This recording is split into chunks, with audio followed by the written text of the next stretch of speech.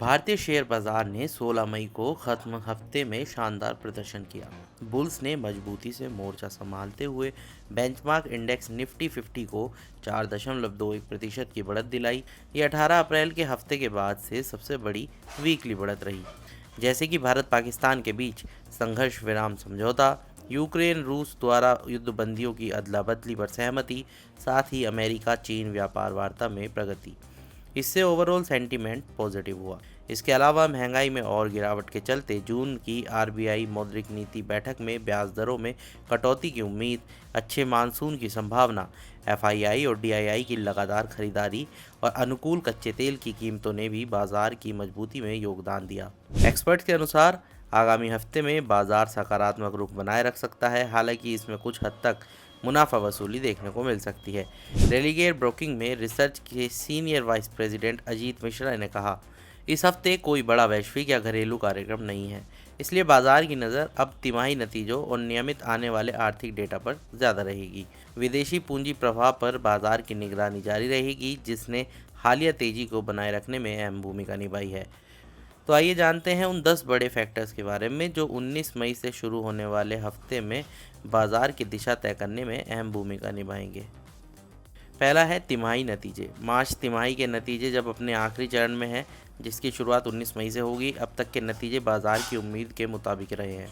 अगले हफ्ते 700 से ज़्यादा कंपनियां अपने तिमाही नतीजे घोषित करेंगी। इनमें निफ्टी 50 कंपनियां भी शामिल हैं, जैसा कि Bharat Electronics, Power Grid Corporation of India, Hindalco Industries, IndusInd Bank, Oil and Natural Gas Corporation, Grasim Industries, ITC, Sun Pharmaceutical Industries और जेएसडब्ल्यू स्टील। अगला है व्यापार समझौते पर नज़र। दुनिया की दो सबसे बड़ी अर्थव्यवस्थाओं अमेरिका और चीन के बीच व्यापार युद्ध में नरमी आई है।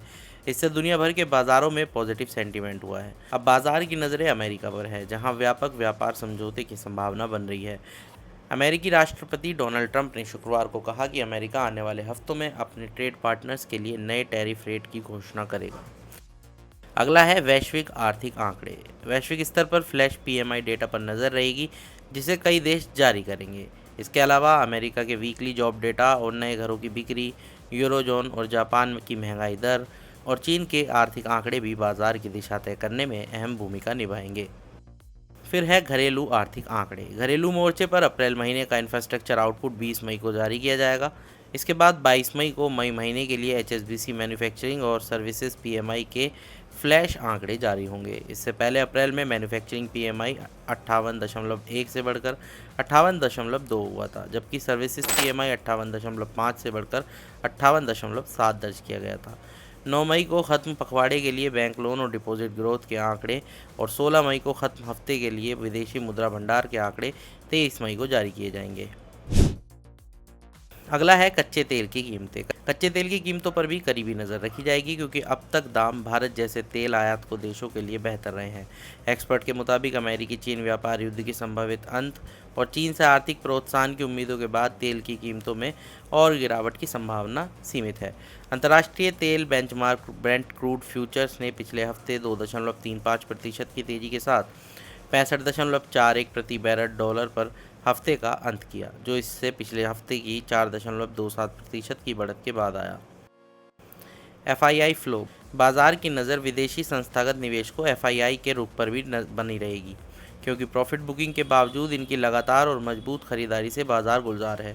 पिछले हफ्ते एफआईआई ने कैश सेगमेंट में कुल 15,925 करोड़ रुपए के शेयर खरीदे, जिससे मई महीने में अब तक कुल खरीद 23,783 करोड़ पहुंच गई है।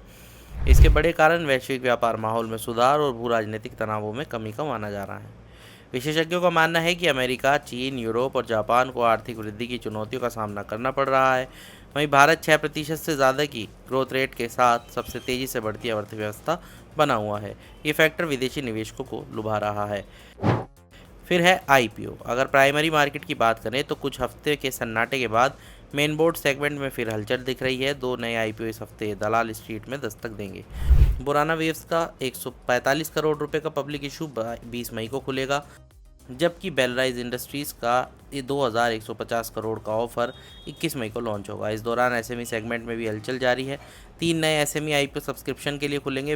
विक्ट्री इलेक्ट्रिक व्हीकल्स इंटरनेशनल का 40.66 करोड़ का इश्यू 20 मई से खुलेगा। इसके बाद डार क्रेडिट एंड कैपिटल का 25.66 करोड़ रुपए का आईपीओ 21 मई को और यूनिफाइड डेटा सॉल्यूशंस का 144.5 करोड़ का ऑफर 22 मई से शुरू होगा।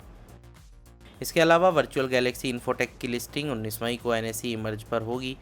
इंटीग्रिटी इंफ्रावेल डेवलपर्स का 20 मई को और एक्रेशन फार्मास्यूटिकल्स का 21 मई को लिस्टिंग होगी।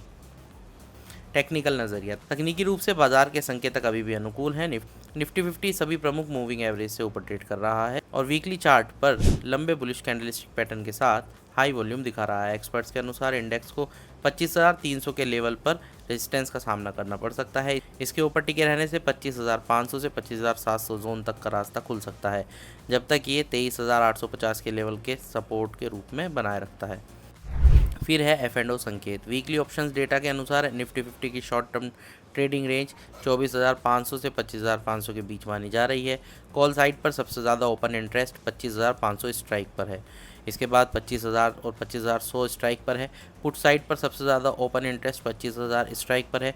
इसके बाद 24,500 और 24,700 पर। अधिकतम पुट राइटिंग भी 25,000 स्ट्राइक पर देखी गई है। इस बीच इंडिया विक्स में पिछले हफ्ते तेज गिरावट देखने को मिली, जिससे बुल्स को समर्थन मिला। विक्स 23.49% गिरकर 16.55 पर आ गया। अगर ये 15 से नीचे गिरकर टिकता है तो बाजार में तेजी के लिए और भी मजबूत संकेत मिलते हैं। अगले हफ्ते कुछ कंपनियों के प्रमुख कॉरपोरेट एक्शन भी देखने को मिलेंगे, जो आप स्क्रीन पर इस चार्ट में देख सकते हैं।